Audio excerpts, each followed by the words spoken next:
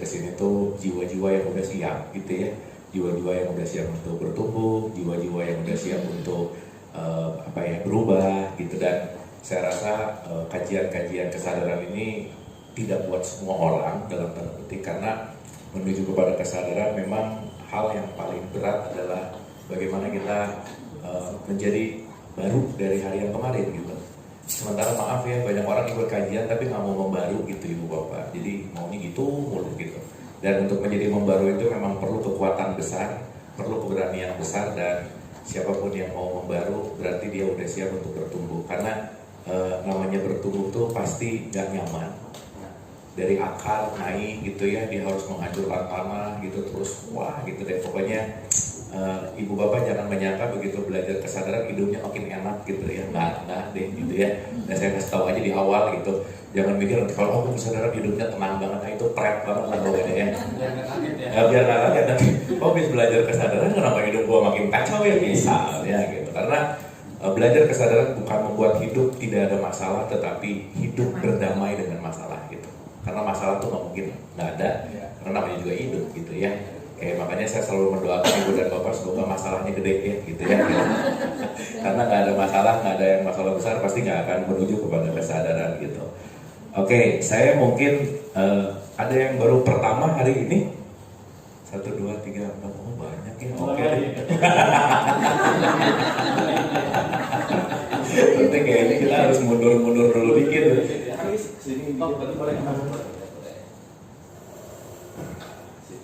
Habib sebelah sini aja gitu. Saya tegaknya. Oh iya boleh. Ini enak, nyaman lihatnya dari sudut sana, aman ya? Oke. Saya mau nanya gini dulu deh sebelum kita mulai. Boleh nanti tolong dijawab pertanyaan saya gitu ya. Teman-teman Ibu dan Bapak, apa sih harapan Ibu Bapak datang ke sini belajar pagi hari ini? Harapannya apa sih? Boleh? Datang ke sini tuh pengen apa, tujuannya apa, motivasinya apa, boleh? Ini udah sarapan belum ya? Mangga Ibu, Kang boleh? Oh ya, boleh, supaya kita kedengaran. Yang mana tadi? Dulu Kang. Ya. Ibu Wijayanti ya. Ya. Terima kasih Kang Abu. Saya tes. Coba maaf. Nih. Sudah nyalain belum?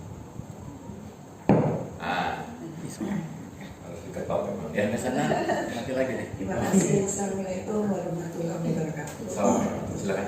Kang Abu, saya suka ikut YouTube-nya Kang Abu. Ya. Jadi saya selalu ingin awareness yang mencapai bahwa kalau kita sholat itu tahu bahwa ini siapa sih yang sholat gitu. Nah, apakah sampai ke situ nanti? Kan judulnya Mind and Awareness. Ya. Nah, saya cuma ingin tahu kapan kita bisa melihat bahwa kita menjadi penyaksi gitu aja. Di dalam sholat gitu ya? Ya, dalam sholat. Boleh tepuk tangan. Itu mungkin akan nyampe ke situ sekitar 7 sesi ke depan gitu ya. Selama. Tapi nggak apa-apa ya, kita cepet-cepetin supaya gini. Saya tuh punya silabus teman-teman Ibu Bapak. Cuman silabus saya tuh tidak rigid gitu. Memang tergantung audiensnya ada di mana gitu. Karena kan nggak semua harus datang atau harus bahas dari 0, 1, 2 kan enggak gitu ya. Makanya keterlibatan teman-teman tuh sangat bermakna supaya kita bisa menyelaraskan apa yang kita bahas gitu intinya. Oke, satu lagi deh, boleh? Ada nggak apa gitu harapannya datang ke sini? Ngapain gitu ke sini gitu? Ada? Oke. Mbak Desi mau? Silakan. Mbak Desi. Oh iya, Ibu. Sebenarnya pertama pengen ketemu Kang Abu secara asli nih. Oke. Untuk membuktikan gitu ya. Kan bahwa benar gitu sesuai dan benar untuk recall lagi karena saya mengikuti YouTube-nya termasuk Letting Go, beli bukunya, tapi ternyata kok Kang Abu bilang kalau yang baca males, saya terangin aja. Berarti itu termasuk yang malas ya? Karena saya sedang membaca sampai udah Letting Go yang ke berapa 15, karena beberapa saya ulang juga. Saya hanya ingin istilahnya apa yang saya rasakan pengalaman hidup selama ini itu banyak yang terjawab dengan YouTube-nya Kang Abu, dan mungkin mudah-mudahan hari ini menjadi lebih lagi nih, istilahnya lebih clarity lagi gitu loh. Benar-benar nyata nih ada nih Kang Abu gitu. Oke. Jadi sana AI gitu ya. Makasih, Ibu. Satu lagi mungkin di belakang tadi. Ada, Mbak. Bertanya. Duh, seru ya. Selamat pagi Kang Abu. Pagi. Sama sih ya, supaya lihat Kang Abu tuh gak hoax ya. Ada gitu wujudnya, kata orang-orang begini begitu. Jujur aja saya dari pertama kesini datang itu gak punya ekspektasi apa-apa sih. Cuman apa ya, kayak pengen membuka hati, membuka pikiran, apa yang bisa masuk ke sini gitu ya, apa yang bisa kita selaraskan dengan. Saya yakin ketika kita hadir pada suatu tempat itu nggak ada yang kebetulan sudah direncanakan, pasti ada sesuatu yang dimaknakan ke saya bahwa saya harus terima apa nih gitu. Itu sih. Oke, keren. Boleh tepuk tangan, asik ya. Oke, so kalau gitu, karena ini tuh sebetulnya udah pertemuan keempat yang baru datang, jadi mohon sedikit menyesuaikan, nggak apa-apa ya. Nanti kalau ada bingung-bingung, please nanya. Ya, nggak usah sok ngerti, nggak apa-apa ya, nanya aja. Oke, teman-teman, saya mau masuk ke pertemuan keempat ini. Jadi begini, ya kita pelan-pelan ya, santai dan rileks karena saya nggak pengen terlalu cepat-cepat ngeberesin modulasinya seperti apa yang saya udah disampaikan di awal. Tapi yang paling penting adalah kita bisa menikmati setiap perjalanannya gitu kira-kira. Oke, teman-teman, Ibu dan Bapak, ada satu poin penting bahwa ilmu tertinggi dalam hidup. Kebetulan kemarin saya baru ketemu sama satu community namanya Vedanta gitu ya. Jadi Vedanta itu ilmu kunonya, bukan kuno sih, the latest atau mungkin ya. Itu disebut dengan konteks yang namanya the most essential learning point atau hal yang paling penting dalam hidup kita. Jadi kalau boleh saya sedikit cerita, saya pernah main ke tradisi Kristiantik gitu. Saya pernah main ke tradisi Buddhism, saya pernah main ke tradisi Hinduism, saya pernah main ke Tao Te Ching, saya main juga ke Confucius gitu ya. Dan yang menarik adalah setiap tradisi agama ternyata kalau dikasih gambaran atau dikasih benang merahnya gitu ya teman-teman Ibu Bapak, itu tuh cuma satu gitu. Jadi lumayan lah ya, saya punya pengalaman sekitar 14 tahun muter-muter gitu. Jadi Ibu dan Bapak nggak harus muter-muter 14 tahun, jadi saya ceritain aja gitu ya kira-kira. Jadi menghemat waktu gitu ya. Itulah kenapa penting kita belajar, karena dengan saling belajar kita bisa menyedot ilmu for the entire life-nya gitu. Ada satu orang udah baca 10 buku, saya harus baca 10 buku, saya dapat dari orang ini, saya langsung dapat salibnya gitu kira-kira. Nah jadi teman-teman Ibu Bapak, satu buat saya dalam hidup adalah setiap pertemuan adalah kasih sayang yang sebisa mungkin jangan pernah ada penyesalan dan penting untuk disyukuri gitu. Karena setiap dipertemukan itu, aduh itu pertukarannya luar biasa gitu. Apalagi kalau kita bicara dalam majelis ilmu gitulah kira-kira. Nah, yang menarik ini teman-teman Ibu dan Bapak. Teman-teman Ibu dan Bapak, kita ini nggak tahu kenapa dan juga saya bacain buku ini tiba-tiba pengen buka page pertamanya, itu bagus banget nih pertanyaan besarnya. Is the world really an illusion? Dia bilang. Nah, sekarang saya tanya, Ibu dan Bapak ini hidup di mana sih sebenarnya? Ini udah hidup.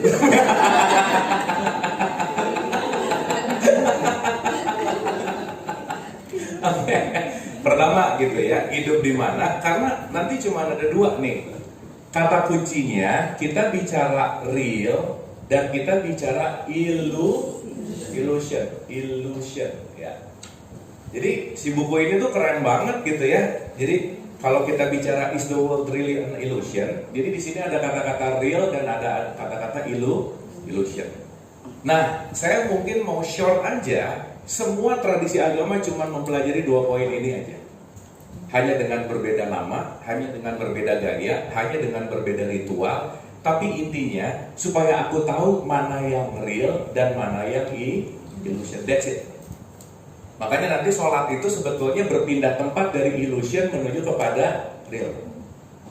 Tapi karena hari ini di orang Islam ini banyak sholatnya nggak ngerti isinya apa, jadi makin sholat itu makin ada di dunia ilusi gitu.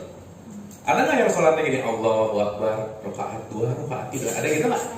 Nah berarti ilusi banget ya. Padahal pengalaman sholatnya udah lebih dari 30 tahun gitu. Karena hari ini banyak orang nyuruh sholat, tapi nggak ada yang ngajarin cara khusyuknya gitu. Padahal inti dari sholat itu adalah khusyuk. Banyak orang nyuruh puasa, tapi lupa bahwa inti puasa adalah takwanya. Banyak orang nyuruh umroh atau haji, tapi lupa bahwa itu semua jembatan menuju takwa juga gitu. Nah jadi saya rasa kita akan mulai dulu dari mana real, mana illusion gitu. Nah sekarang pertanyaannya begini teman-teman ibu, sampai sini oke? Kita pemanasan dulu ya. Oke? Oke, sip. Ini udah salah. Lemas banget ya. Betul. Hari ini biasanya woi. Itu yang kita bisa ambil pelajaran dari anak TK ya. Anak TK tuh ceria. Oke, sekarang begini. Ibu dan Bapak, kalau kita mau bicara tentang ada real dan ada illusion, itu semua akan berkaitan sama apa sih yang dimaksud dengan balik lagi kita sebut namanya diri. Oke? Karena nanti pembelajaran tertinggi dalam hidup itu adalah mengenal diri. Sekarang saya tanya, maaf ya. Dari kita lahir, kita itu banyak mengenal diri atau banyak diperkenalkan tentang diri kita? Yang mana? Diperkenalkan. Betul nggak?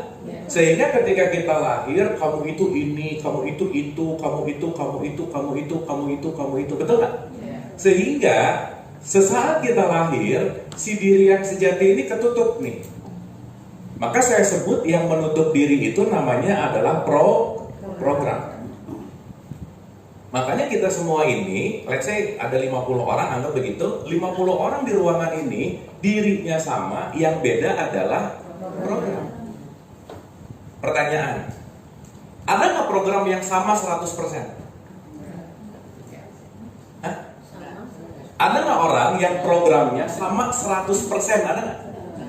Nggak ada. Makanya didesain bahwa setiap program itu unik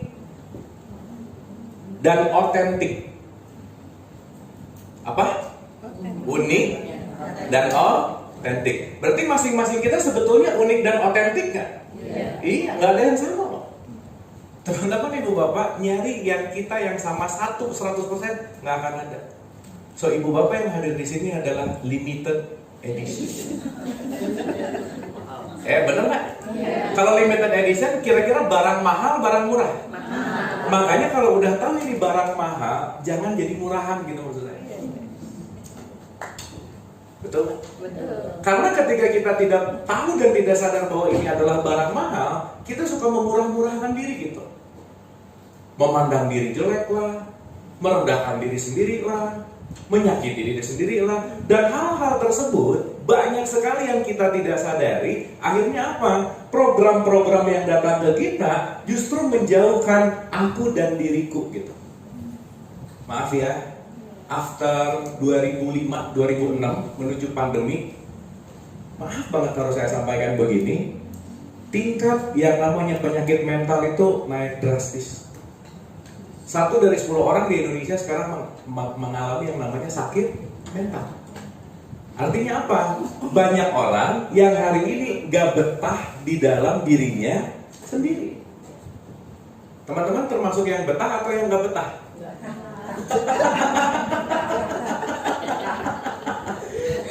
Contoh ciri-ciri orang yang gak betah sama dirinya sendiri, 1, pasti sering ngejudge orang, pasti sering nyalahin orang, pasti sering merendahkan orang. Kenapa? Karena berarti dia mencari sesuatu attention yang lebih penting di luar dirinya gitu. Sehingga program-program ini akhirnya dia jangan menjadi auto program yang akhirnya si diri ini tidak berkembang dan bertumbuh. Akhirnya kita jadi apa? Itu disebut dengan yang namanya alienated soul. Kita nggak betah di rumah sendiri. Baik ibu bapak maaf ya saya sebut ini banyak karena faktanya banyak loh hari ini orang yang nggak betah di rumahnya sendiri gitu. Dia lebih betah di rumah lo, temannya, di tetangganya, di luar, bahkan di rumah gimana caranya, pokoknya cuma tidur, mandi, pergi lagi, tidur, mandi, pergi lagi gitu. Dan yang menarik adalah ketika banyak orang mencari jawaban keluar, terus keluar, nggak ketemu juga gitu. Kenapa? Karena kebanyakan orang pengen merubah program orang lain sesuai dengan apa yang aku mau gitu kira-kira. Dan itu disruptif gitu. Berarti dia hidup di dalam konteks yang namanya illusion. Pernah nonton film Matrix nggak? Jadi inilah yang disebut Matrix. Kita hidup di dalam Matrix, di mana unik dan otentik itu dihancurin habis-habisan. Kenapa? Karena unik dan otentik ini dihancurin habis-habisan, masuk ke dalam dunia Matrix, ada yang namanya model yang disebut dengan yang namanya swarm model, atau kita sebut sebagai kolektif model. Contoh. Maaf ya. Ibu bapak, menurut ibu bapak, orang yang keren itu yang kulitnya putih atau hitam? Secara mental model, kolektif. Putih. Betul? Makanya orang yang sekarang kulitnya hitam pengen memutih-mutihkan dirinya gitu. Yang keren itu yang hidungnya mancung atau yang pesek? Makanya yang pesek sekarang nggak pede sama dirinya gitu. Iya, makanya ada orang disebut pesek lu bisa marah loh. Padahal beneran, betul nggak? Benernya ini kan? Ya, ada orang bilang, kamu gendutan deh. Ada lu yang sakit hati. Padahal emang gendut deh, mau gimana? Betul nggak? Berarti kita ini dijauhkan dari unik dan otentik dan mau masuk ke dalam model. Maaf ya, inilah yang disebut penyeragaman, seragam. Makanya yang bagus itu yang tingginya 172, yang langsing, yang putih, yang begini, begitu, begini. Jadi ini yang disebut penilaian bagus. Itulah nanti menjadi parameter indikator kolektif. Akhirnya apa? Orang yang tidak sesuai dengan kolektif ini, dia akan tidak nyaman dengan dirinya gitu. Sampai sini oke? Clear ya? Dan ini bullying kan ada di sini nih. Begitu mental model terjadi secara kolektif, mental model terjadi secara massal, jadilah kolektif belief gitu kira-kira. Maaf ya, saya kasih contoh langsung ekstrim aja. Kolektif belief di Indonesia adalah salah satunya agama Islam. Jadi di sini banyak banget pokoknya yang nggak Islam neraka aja. Yang nggak Islam pasti nggak akan ditolong gitu kira-kira. Sehingga menjadi sesuatu yang mayoritas nggak? Iya dong. Makanya pertanyaan besarnya adalah hati-hati sesuatu yang majority. Makanya di Quran itu di surat 616 ya dikatakan, kalau kamu mengikuti suara terbanyak atau kalau kamu mengikuti kebanyakan orang, maka mereka itu akan menyesatkanmu dari jalan Allah. Karena kenapa? Mereka nggak benar-benar tahu. Mereka hanya mendapatkan dugaan, persangkaan di mana yang udah menjadi mental model kolektif. Pokoknya begini, pokoknya begitu, gitu. Sampai sini oke? Sampai sini oke? Jadi sekarang saya tanya, teman-teman ibu dan bapak, kita sakit hati sebenarnya karena kita melekat kepada ini, matrix namanya. Disebut pesek sakit hati, kenapa? Orang pesek disebut sakit hati bukan peseknya loh. Kenapa? Karena menurut dia yang keren adalah yang mancung gitu loh. Jadi dia operasi plastik misalnya, dan gak pernah puas. Karena kenapa? Dia menyangka bahwa yang bagus itu ini. Pertanyaan saya, semakin ke dunia matrix, semakin kita keluar gak dari diri kita? Semakin ilusi gak kira-kira? Iya. Contoh, omongan pedas orang lain bisa membuat hati kita tersayat gak? Hah? Nah, mulai. Ini kalau matrix gini dijawabnya nih. Omongan orang bisa bikin kita sakit hati nggak? Hah? Ini mabuk mah gini nih kan? Sekarang saya tanya, apa yang membuat omongan orang lain sakit hati sama kita? Tidak cocok, betul nggak? Tidak cocok dengan apa yang kita inginkan, tidak cocok dengan apa yang kita harapkan, betul nggak kira-kira? Berarti pertanyaannya, kalau kita hidup di dalam matrix, saya pakai terminologi satu lagi aja ya, kita hidup dalam konteks yang namanya dualitas. Teman-teman ibu bapak maaf ya, apa salahnya sih kalau ada orang ngomong gini, kamu jelek, simpel aja, emang, udah gitu. Bener nggak? Yang ngomongin jelek siapa? Iya. Berarti Berarti yang punya penilaian siapa? Kenapa kita pusing sama penilaian dia yang dia bukan diri kita? Betul nggak? Ini bener nggak ini? Tapi suka marah nggak kalau dijelekin? Kenapa? Nah, karena lagi hidup dalam dunia ilusi. Bahkan teman-teman ibu bapak, maaf ya, kalau di dalam Quran ini lebih asik lagi bahasanya. Kalau kamu hidup dalam ilusi, kamu sebenarnya lagi mati. Berarti kamu belum hidup. Jadi maaf banget, mau punya umur 100 tahun, nggak hidup selama itu juga sih. Jangan-jangan hidupnya bentar-bentar aja sih. Artinya apa? Yang hidup itu adalah ketika kita sadar. Contoh, sehari-hari lebih banyak sadarnya, lebih banyak mabuknya. Nah udah ngaku aja nggak apa-apa. Berarti sehari-hari lebih banyak hidup atau lebih banyak mati? Gitu. Makanya ini sering disebut zombie. Kerja, makan, minum, tapi nggak sadar gitu. Dia cuma mengulang hari yang sama, pemikiran yang sama, bangun tidur udah mikir masalah kayak kemarin yang sama, diulang, umurnya habis, tapi quality kesadarannya nggak nambah gitu kira-kira. Makanya ini menua, ini mendewasa gitu kira-kira. Dan tidak semua yang menua pasti mendewasa. Nah itu tuh yang bikin kekeosan tuh ada di situ gitu. Ketika apa? Ketika kita memasrahkan diri kita kepada dunia matrix gitu. Makanya maaf ya, ini saya jadi ingat terminologi Isa gitu. Yesus gitu. Dia bilang, pernah dengar nggak mukjizatnya Nabi Isa? Dia bisa membangunkan orang yang mati, pernah dengar? Kan bukan dia lagi main ke tanah kusir, dia datang terus bangun lagi, semua kan nggak gitu. Tetapi kehadiran Isa bisa membangunkan orang yang mabuk menjadi sadar. Oh iya ya, saya tuh sakit hati bukan gara-gara dia ya. Karena saya memilih untuk sakit hati. Omongan dia kan nggak penting juga. Begitu dia sadar bahwa omongan itu tidak mengganggu dirinya, baru dia hidup gitu. Sampai sini oke? Sip? Jadi ibu bapak ini lagi bangun apa lagi sadar? Bangun belum tentu sadar. Karena begitu bangun, jangan-jangan yang langsung di play itu adalah programnya. Sampai sini clear? Oke? Maka program di pembahasan kita kemarin ini menjadi salah satu hal yang paling penting, itulah yang disebut habits atau kebiasaan.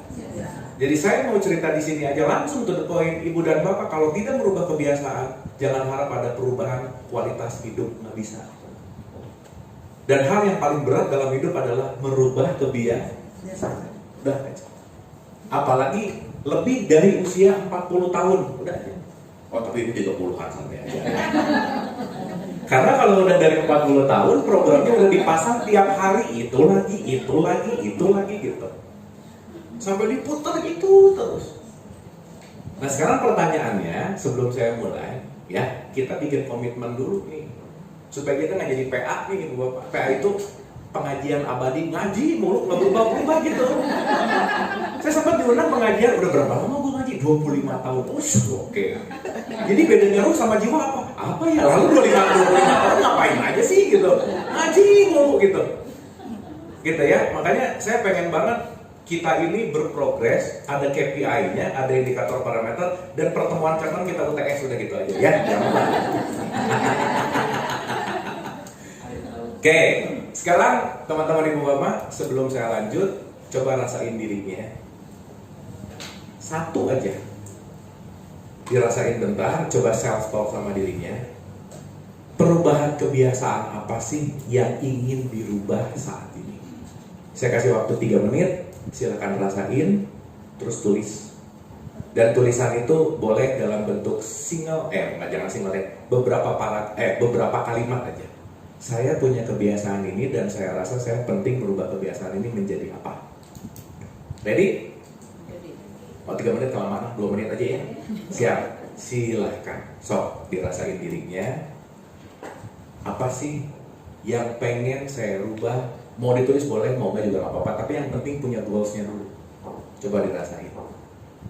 Kayaknya saya mau merubah pola makan deh, misal. Karena atau saya mau merubah pola apa gitu. Silakan dirasain, kan masing-masing pasti beda. Ingat keautentikannya gitu. Nggak usah nyontek ya, nggak bisa soalnya.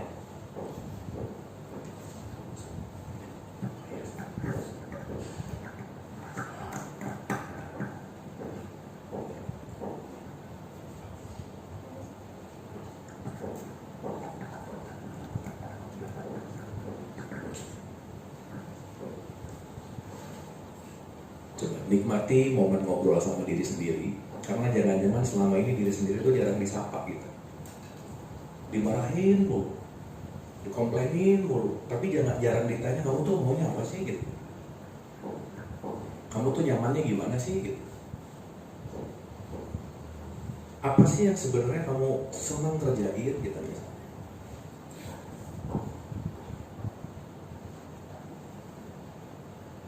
Padahal tiap saat itu, tiap hari itu yang paling sering kita ajak ngobrol tuh diri sendiri gitu.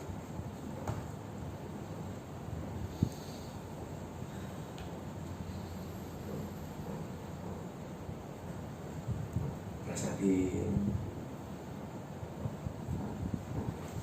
Pasti nemuin titik enak untuk ngobrol sama diri sendiri misalnya.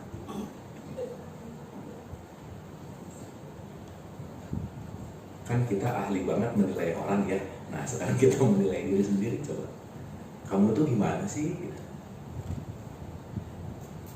Satu aja dari banyak hal pasti, tapi satu kayaknya ini deh yang terdekat saya penting untuk berubah.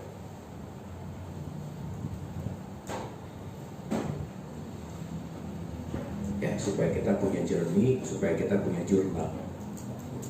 Oke, udah ada? Udah ada? Sip? Oke, tolong catat dan kasih timeline X gitu ya. Ini mau saya rubah. Berarti kita punya goals. Oke? Goals. Karena tadi saya nanya yang paling kan. Kira-kira mau menuju kepada goals ini perlu perjalanan nggak? Perlu. Karena merubah kebiasaan, maaf ya. Saya 40 tahun, let's say potong 20 tahun lah gitu ya. 20 tahun melakukan kebiasaan ini tiap hari. Berarti kalau mau merubahnya cukup waktu lama nggak kira-kira? Nah, sip. Jadi please jangan berpikir instan. Nah, tapi kalau kita nggak punya tujuan ini, kita nggak jelas gitu. Teman-teman ibu bapak maaf ya, maaf banget nih. Kenapa orang sekarang banyak stres, depresi, anxiety? Karena dia nggak ngerti dia tuh lagi menghadapi apa sebenarnya. Gak jelas. Makanya setiap ditanya punya masalah pasti jawabnya banyak. Tapi begitu tanya apa aja, apa ya gitu. Jadi dia nggak tahu masalahnya apa, nggak jelas jalannya menuju kemana. Jadi di sini tuh nggak fokus gitu kira-kira. Dan ketidakfokusan itu membuat kita jadi khawatir, cemas. Kenapa? Karena aku nggak tahu apa yang aku hadapi gitu. Udahlah nggak usah jauh-jauh. Kita pengen apa aja kadang-kadang pusing, betul nggak? Apa sih pengennya sebenarnya? Ini bukan, gitu ya. Nah, jadi kenapa saya pengen mengawali dulu pakai ini? Karena kita perlu tahu goalsnya mau kemana gitu. Dan ini adalah proses perjalanan menuju ke situ. Sampai sini oke? Nah, yang bahaya sekarang, anggap ini cita-cita nih. Anggap begitu. Jalan menuju cita-cita perlu langkah demi langkah. Yang bahaya, andai kata menuju cita-cita 100 langkah, baru 2 langkah ganti cita-cita, emang bahaya tuh. Nggak gini, ganti lagi. Nggak gini, ganti lagi gitu. Baru 2 langkah loh. Terus ngomongnya hidupnya gini, aku kayaknya cita-cita nggak pernah terkabul. Bukan, kamu tiap 2 langkah ganti cita-cita, itu masalahnya. Berarti konsisten penting nggak?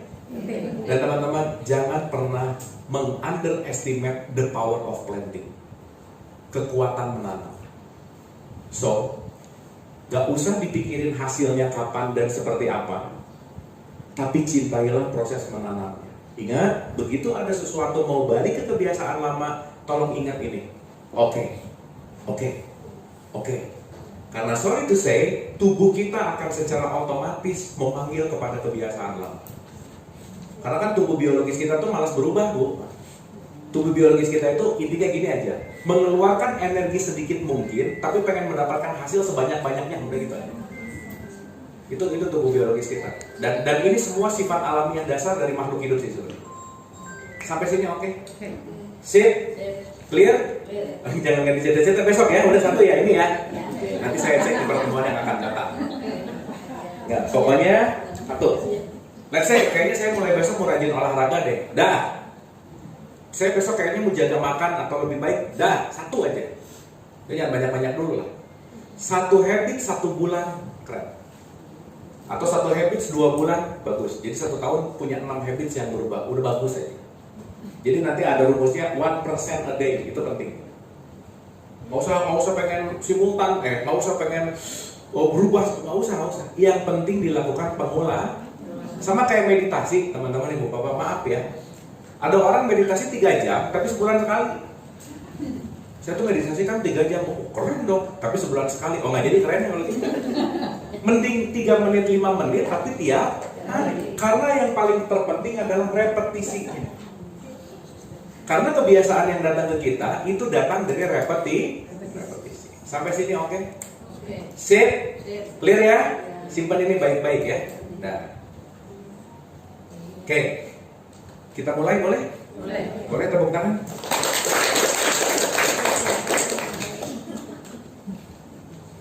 Udah anget deh kira-kira lumayan. Ada ya? Sip ya? Nah, sekarang kita penting dulu kenal tentang, saya akan sebut inner engineering namanya. Bagaimana mekanisme di diri. Punya handphone, iPhone terbaru, nggak tahu cara makainya, ini cuma dipakai SMS-an gitu. Sayang banget nggak kira-kira? Iya dong. Udah nggak tahu lagi SMS-an apalagi gitu. Ini kayaknya ini buat ngeganjel pintu aja deh gitu misalnya. Lebih sayang lagi nggak kira-kira? Berarti kekurangan pengetahuan tentang diri udah pasti tidak menempatkan diri kita di tempat yang mulia. Udah gitu aja. Dan maaf ya saya sebut seringkali dengan kekurangan pengetahuan kita merendahkan diri sendiri gitu. Udah tahu mulia, tapi disimpan di lantai gitu misalnya quote and quote. Karena kenapa? Kekurangan pengetahuan. Makanya teman-teman ibu bapak, once kita pengen memberikan hal yang terbaik kepada orang yang kita sayang, satu poin yang paling penting kita lakukan adalah perbaiki diri dengan sungguh-sungguh. Hadiah terbesar untuk orang yang kita sayang adalah memperbaiki diri. Karena at least begitu memperbaiki diri, aku mengurangi diriku jadi orang yang nyebelin misalnya. Itu pasti orang yang kita sayang happy banget gitu. Karena kenapa? Begitu kita development self kita, itu pasti mempengaruhi sama siapapun yang kita sayang. Karena sekali lagi saya ulang-ulang, tidak ada orang yang berubah karena wejangan, tapi berubah karena contoh. Jadilah contoh. Ya. Nah, saya mau mulai dulu begini. Oke, jadi kita tahu dulu, oh gimana sih kok terjadinya hidupku seperti ini tuh gimana sih engineeringnya gitu. Gimana sih mekanismenya? Sehingga kalau kita mulai kenal mekanisme, kita akan tahu ada yang trouble-nya di mana gitu. Contoh, ibu dan bapak sering kesal atau sering marah atau sering bete? Sering nggak? Atau suka? Nah, sering aja udah biar cepat ya. Sekarang saya tanya, pernah nggak menganalisa kenapa sih aku bete? Pernah nggak begitu? Pernah kan? Tapi jangan-jangan yang dianalisa itu buahnya. Oh, ketemu dia aku bete. Tapi lupa bahwa buah itu datang dari akar. Sekarang ngeberesin buah, shortcut. Tapi by the way, maaf ya, sekarang emang pelatihan apa? Cara cepat menjadi kaya, pasti cepat. Cara cepat menjadi sabar, pasti penuh. Oke, dan seterusnya. Nah, artinya apa? Kalau kita nggak kenal mekanisme apa yang terjadi pada diri kita nggak tahu bagaimana menyelesaikannya gitu kira-kira. Oke, sampai sini? Sip ya? Nah, kita mulai dari pengenalan di diri. Pertanyaannya. Satu ruangan ini, saya ulang-ulang ya, yang sama dirinya atau programnya? Diri. Yang sama? Diri. Berarti kita ini diri yang satu nggak sebetulnya? Yes. Sip ya? Tetapi ketika kita lupa bahwa kita ini diri yang satu, karena kita ngelihatnya pakai matriks, maka ngelihat orang yang nggak cocok sama keinginan saya bisa merendahkan dia. Betul? Berarti ketika saya ngejelekin dia, ngebetein, ngejulidin apa, saya lagi lupa diri bahwa dia dan aku adalah diri yang satu. Ini agak jauh memang sih. Oh, kalau orang-orang yang egonya kencang, wah, ya dia kan nyebelin, dia kan begitu, dia kan begitu. Pertanyaannya, nyebelin, menyenangkan, asik, nggak asik, gara-gara orangnya nggak? Hah? Atau gara-gara program kita? Berarti kita lupa kita punya program, kita sematkan sama orang bahwa dia menyebalkan. Betul nggak? Berarti yang jadi problem sebetulnya orangnya atau programnya? Sip? Nah, saya mau rada loncat dulu sedikit. Ibu bapak lagi ngelihat spidol nggak? Coba tunjuk spidol ada di mana? Tunjuk. Kalau mabuk gini. Jadi saya tahu ini saya lagi ngomong sama orang mabuk dulu ya. Makanya saya pakai jurus mabuk dulu.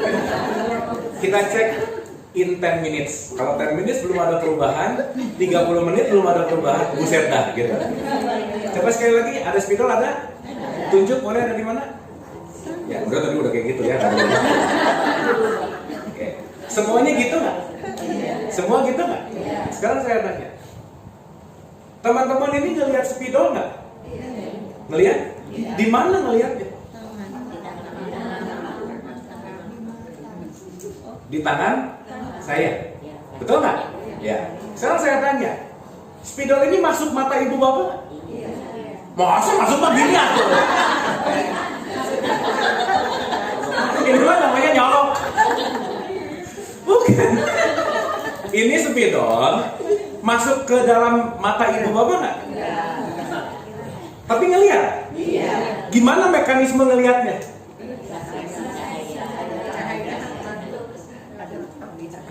Ya, ini baru ngelihat nih.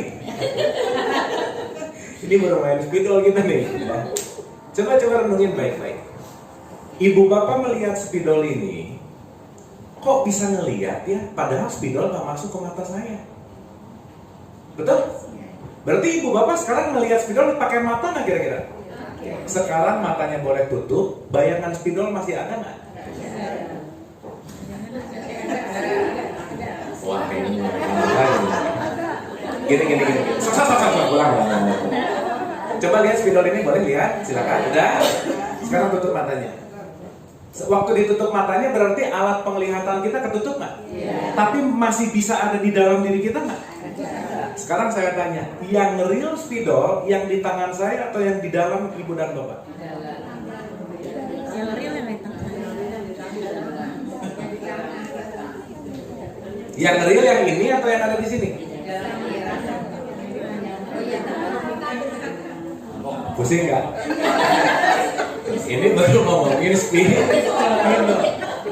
Dah, spidol ini udah ditutup nih, udah nggak ada, ibu bapak udah nggak ngeliat. Di rumah bisa spidol, bisa nggak? Bisa. Real nggak itu?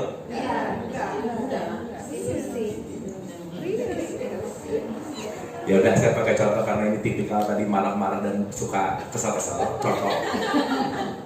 Orang datang ke kita ngejelekin nama kita, kesal nggak? Kesal. Dia ngejelekinnya sekali. Tapi tiap ketemu temennya curhat, gua tuh dikatain jelek sama dia. Diomongin lagi nggak? Nah, ketemu teman lagi diomongin lagi, ketemu teman lagi diomongin lagi. Dia ngomongnya sekali, tapi kita memanggil di pikiran kita bisa ribuan kali nggak? Bisa. Jadi yang jahat siapa? Kita. Betul kan? Sip nggak? Berarti sekarang saya tanya, ketika teman-teman ibu dan bapak ngomongin ini, mikirin ini, ngomongin ini, mikirin ini, ngomongin ini, mikirin ini, lagi di sini, mikir di rumah, lagi di sini, nanti gimana, lagi di sini, dulu gimana, 5 tahun yang lalu dia itu, bla bla bla, itu hampir 98% hadir dalam hidup kita, betul nggak? Saya tanya, ketika kita 98% ke depan, ke belakang, apa dan lain-lain, berarti kita hidup dalam realitas atau hidup dalam ilusi? Ilusi.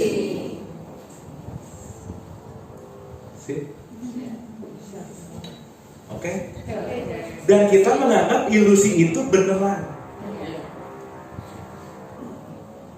Masih ada nggak sekarang kasus 5 tahun yang lalu, 3 tahun yang lalu masih nyelekit di sini? Masih suka gitu nggak? Kan udah lewat. Betul nggak? Berarti jangan-jangan kita tidak pernah hidup dalam realitas, tapi kita hidup dalam ilusi. Jadi tadi ngelihat spidol ada di mana?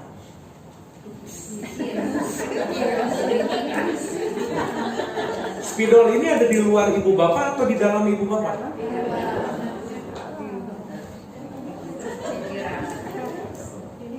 Ya, anggap tadi matanya ketutup semua, saya giniin, kelihatan nggak? Kan udah belum ngelihat nih, tutup, merem, kita bisa ngelihat sesuatu nggak? Berarti kita melihat gara-gara apa sih sebenarnya? Alat vital dalam bisa melihat, subjek utama dalam bisa melihat apa? Cahaya. Ini kalau ruangan gelap ya, saya joget-joget gini juga nggak akan ada yang lihat. Saya giniin juga nggak ada yang lihat, betul? Kita sibuk sama objeknya, lupa terima kasih sama cahayanya gitu loh. Ibu bapak maaf ya, kita kalau nggak dikasih tubuh fisik, kelihatan nggak kira-kira? Enggak. Jadi makhluk halus ya. Artinya apa? Yang kita lihat apapun itu, sorry ya, tidak pernah ada kehidupan di luar diri kita. Semua kehidupan ada di dalam diri kita. Jadi spidol sebetulnya ada di mana? Di dalam. Orang udah masuk. Saya ada di mana? Di dalam. Makanya perspektif tentang siapapun yang kita lihat, semua ini kalau ditanya nggak akan ada yang sama. Betul kan? Berarti tergantung objeknya atau tergantung siapa dirinya? Atau tergantung siapa programnya? Program. Makanya ngelihat ini ada yang keren ya, wah biasa aja, betul nggak? Objeknya sama, yang satu bilang keren, yang satu bilang biasa aja gitu. Contoh, Mas Abi ganteng nggak? Jujur aja nggak apa-apa. Ya, tapi di dalam hati maksud saya. Nah, berarti ada preferensi kan? Dia oke, dia nggak oke. Padahal objeknya sama nggak? Berarti penilaian gara-gara Mas Abinya atau gara-gara programnya?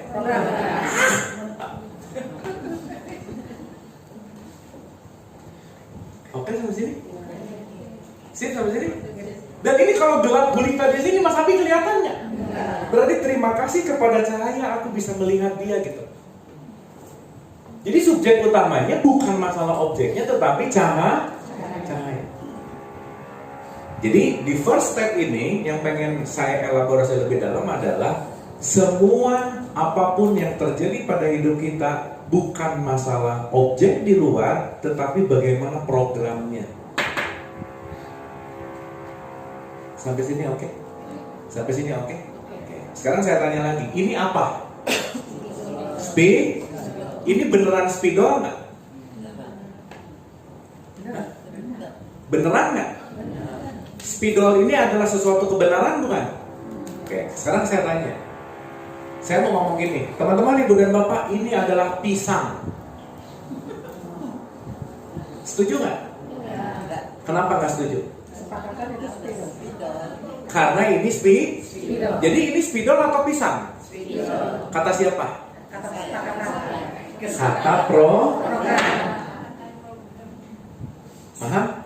Sekarang ada anak bayi belum tahu apa-apa, ibunya ngasih tahu, nah ini pisang ya, ini pisang ya, ini pisang ya. Begitu gede dia akan ngomong ini apa? Pisang. Salah nggak dia? Salah nggak dia? Kenapa? Jadi kalau ada orang yang ngomong ini pisang, yang ngomong ini spidol, yang benar yang mana? Tergantung maka dalam hidup jangan cepat nyalahin. Jadi kalau ada orang nyebelin, simple, emang programnya gitu udah. Nggak usah jadi marah, bete. Kenapa? Dia memang punya program seperti itu dan beda dengan program saya. Ini kalau orang kaku banget nggak ngerti ya begitu, ini pisang, buah, bid'ah misalnya, kafir gitu misalnya. Tar dulu. Jangan-jangan kita tidak bisa menerima bahwa siapapun itu punya program yang berbeda. Sampai sini oke? Oke? Dapatnya ini? Dapat? Sip. Catatan lagi. Nah ya, kita hari ini banyak self talk, boleh ya? Oke. Tulis angka 1 sampai 20, silakan. Ya, kita self assessment dulu. Kalau yang udah pernah pura-pura belum tahu aja. Ya, 1 sampai 20. Dan pure ini gak boleh nyontek, langsung tanya, langsung jawab seapa adanya. Karena ini bukan urusan benar salah, baik buruk nggak. Udah? 1 sampai berapa? 20. Oke. 1 sampai 20. Teman-teman ibu dan bapak, PR teman-teman ibu bapak, tugas teman-teman ibu bapak cuman nulis benar atau salah. Dan kira-kira itu kira-kira benar enggak, salah enggak, tulis tag, tergantung. Oke? Jadi nanti saya akan bikin satu statement. Kalau menurut teman-teman ini benar, tulis B. Kalau kira-kira ini nggak benar, X. Wah, nggak benar nih. Tapi kira-kira kayaknya benar enggak, salah enggak, tulis tag. Jadi jawabannya ada berapa huruf? Kalau nggak apa? B. Kalau nggak S. Kalau nggak sip. Dan silakan konsentrasi sepenuhnya karena jawaban ini begitu saya ngomong 1 detik harus langsung dijawab. Kenapa 1 detik? Biar jujur. Jadi kalau ada orang ngejawab ada dulu nah dia nyari alasan pasti. Ya, saya akan bacain per 10, berarti kita cuma punya waktu 10 detik. Jadi nggak ada celah untuk loncat ke depan dan ke belakang. Jawab seapa adanya. Siap? Oke? 10 pertama dulu ya. Siap. Kalau nggak B, S atau T. Nomor 1. Saya ngomong jawab, saya ngomong jawab. Nomor 1. Pria gondrong layak dicurigai. 2. Wanita yang roknya pendek biasanya genit. 3. Orang yang naik mobil mewah biasanya kaya raya. 4. Orang yang naik sepeda umumnya miskin. 5. Pria yang botak biasanya pintar. 6. Orang yang rajin puasa biasanya soleh. 7. Orang yang sering umroh akhlaknya baik. 8. Orang yang bertato biasanya jahat. 9. Pasangan pemarah sangat menyebalkan. 10. Orang yang kaya biasanya sombong. Ada berapa? Nggak boleh ada yang kosong. Ya, ada huruf B di situ? Ada huruf S di situ? Nah, awas jangan X, Y, Z nggak ada ya. Nah, jangan aneh-aneh. Kalau nggak benar salah tag.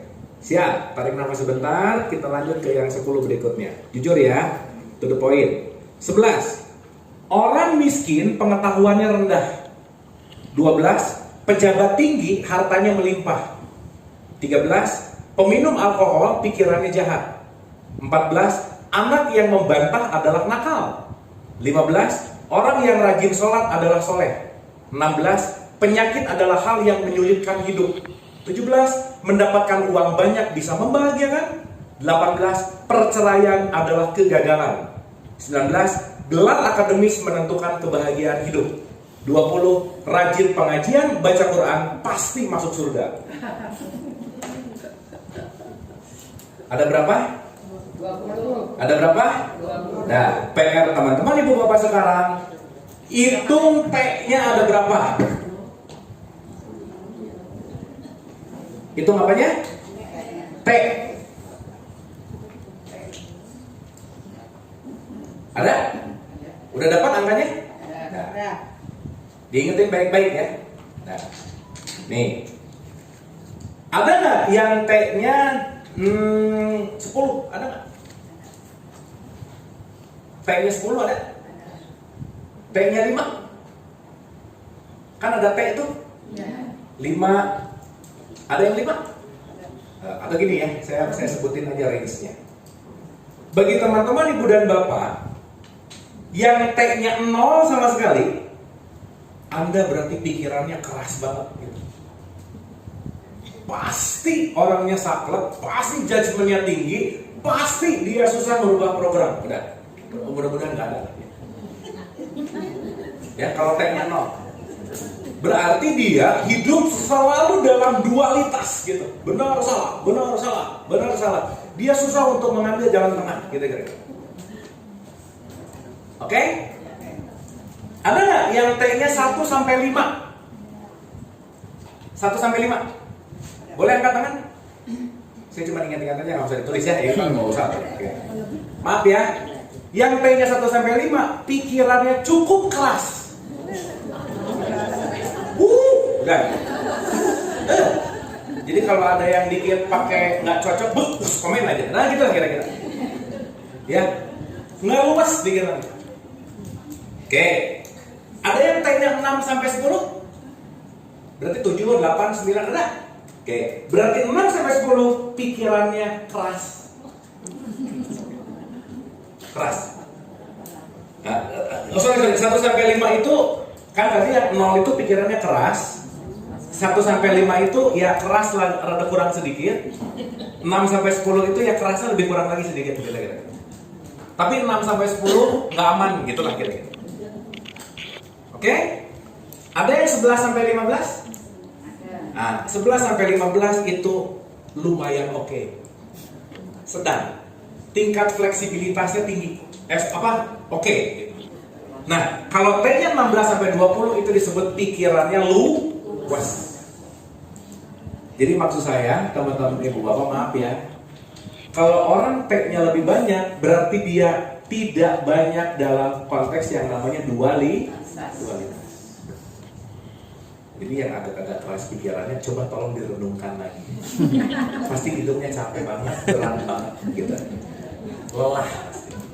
Kenapa? Karena banyak energi tersedot kepada urusan benar salah. Sampai sini oke? Dapat? Udah lumayan ngerti dirinya ada di mana? Boleh tepuk tangan dulu.